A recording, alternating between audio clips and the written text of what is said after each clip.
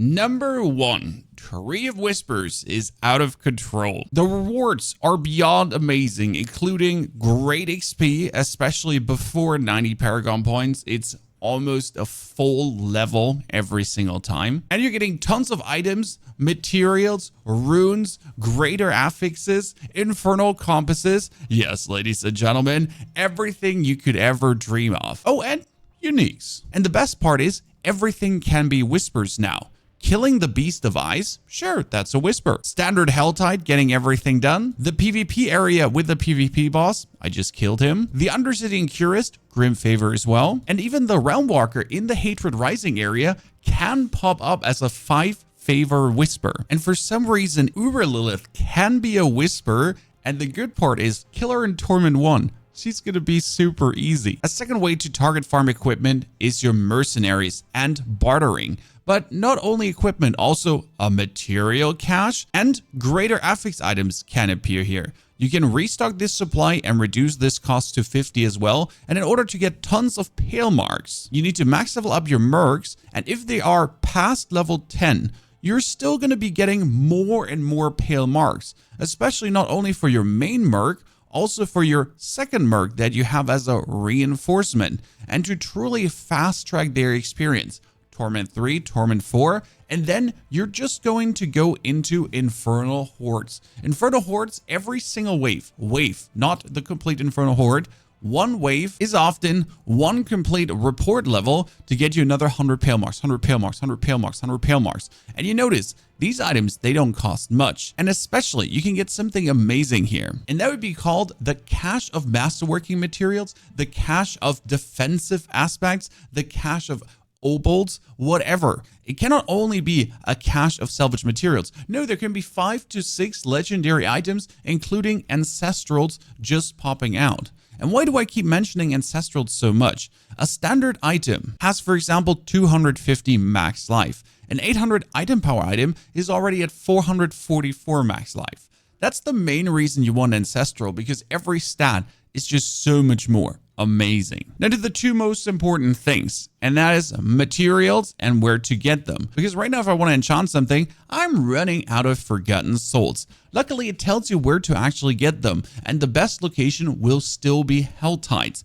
but not simply just doing Helltides. Before you go into the Helltide, you're going to get yourself a Seething Opal of Materials. Yes, I thought that actually the Seething Opal of Torment might be the #1 item to get. Forget about this, because I am completely running out of mats to even basically temper and then be able to masterwork my items, since I don't have enough Forgotten Souls. Therefore, Seething Opal of Materials, and then just head into the Helltide to go crazy. And in order to get the Opal of Materials, wait for a Realmwalker to appear, clap his cheeks, go into the Seething Realm, and then on the first level, you can choose what you want. Opal of Material, Torment, whatsoever. And the good thing about the Opal of Material is it's the cheapest to roll for.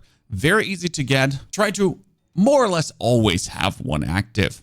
Unless, especially if you're killing the Queen of the Helltide, as she drops a lot of Forgotten Souls. And if you're going in for the Realmwalker, before you open the chests, go into your Seasonal Blessings, put the experience away, costs you 100 gold, doesn't matter. And then you can go for the Urn of Opals, 1, 2, 3. Just having a 30% chance more to get double rewards. But that's not even the most important thing. Let's put out all 3 points again.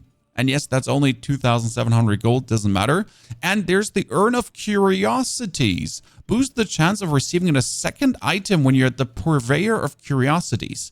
And that dude is absolutely incredible. You could have forgotten about him in Season 5. Right now, the chance for actually getting unique items is insane, but not only unique items, also ancestral ones. I, for example, need quite some offensive aspects. Best thing to roll for would be gloves or rings in this case. I do already have a glove with a greater affix, so let's roll for a bunch of rings, as there is very interesting Spiritborn rings as well. And whoop, whoop, whoop. Yeah, hello? I just got bonus items, and I already get a Mother's Embrace, and I got the Ring of the Midday Hunt. Yeah, cool. Thank you. Yeah. Did we mention that again through bartering with the mercenaries? There is the cache of obols as well to then have even more obols. Now heads up for Masterworking Materials. Your Masterworking Materials are gained through Nightmare Dungeons, Inferno Hordes, and Undercity of Curious. Undercity not worth it, Inferno Hordes okay. Nightmare Dungeons the absolute crack. Especially the higher you go in the world tier difficulty. Since the Nightmare Dungeons are always world tier difficult, Torment 1 difficult, Torment 2 difficult. In Torment 1, you're going to be getting around 50 to 100 Opticide max per run. In Torment 2, it's more like 100 to 200 per Nightmare Dungeon. In Torment 3, we're looking at 2 to 500. And in Torment 4, it's 1,000 plus per Nightmare Dungeon in Masterwork Materials. That's the main reason why you want to go up, because later on, it's going to be super expensive to actually masterwork your stuff. Getting my weapon masterwork now 4 times was 10, 20, 30, 40 Opticide. Now it's going to be 60 for the next level. I can afford that. Then we get 120, 240, and so on. You notice the cost is rising significantly high. And you then really want to have tons of Opticide, but also the Forgotten Souls, as it's going to cost me another 7. Yes, I am once again running out of Forgotten Souls. God damn it. A little tip to spending your Paragon Points. I am 93 in. I took minimal things in the beginning to essentially update my Spirit Glyph that I get the bonus critical strike damage. And then I straight went for my first legendary node, as that really made my build stronger. And then I activated the second glyph. Now that being said, this second glyph only gave me 10% more damage to elites. It wasn't really worth it to go for that. So instead of going all the way here, and mainly I went there for the resistance to all elements and the resistance to all elements, I should have rather gone straight up into the right side to pick up the vicious shield node, as this is going to be another 30% damage increase, and that is also another 30% plus damage increase. Very simple. Then the colossal glyph is going to give me a huge damage increase as well.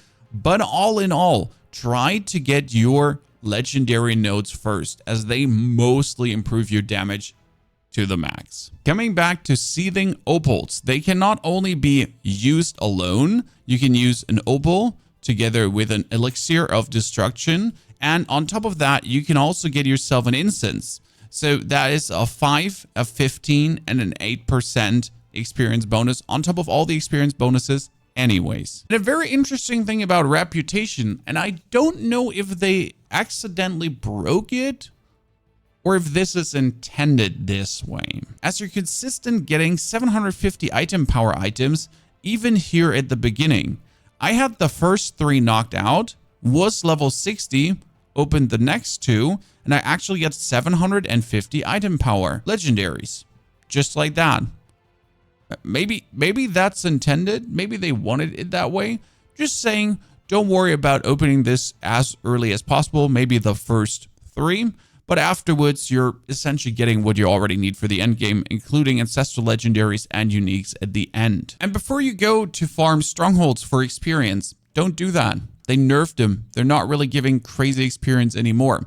The best XP I've gotten was simply finishing the campaign with my first character on normal. Yep, just normal first character campaign, knocked out.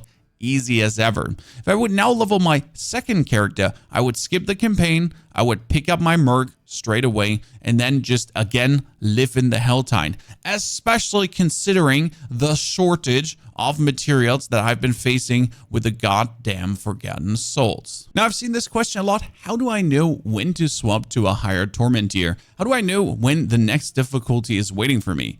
Well, optimally, if I would now go for Torment 3, I would still be able to have enough armor and resistances with a minus. I'm currently sitting at 900 armor together with the disobedience, and my resistances are, doesn't matter because I have barrier. But if I now go up a world tier higher, I have the damage, but I don't have the defense. In my case, it doesn't matter since I am a barrier player and the barrier soaks just up all the elemental damage without having this smattering. Thumbs up. But optimally, you always are ready for it. Optimally, you always are ready for it on the defensive department. The good thing is that you do have the pit essentially as your testing ground. because in order to go for Torment 3, I need to do Pit 50. Ergo, I need to first fight through 40, 45, 50 to actually even make it there. And if you can't even do that, if you don't have the damage or the defense, well, you know what you have to work on. Ladies and gentlemen, any more tips you'd like to share with the community, put them in the comments below. Here's my leveling spree with the Spiritborn and the build I've been actually using. Thank you for watching so far. Have a fantastic good day.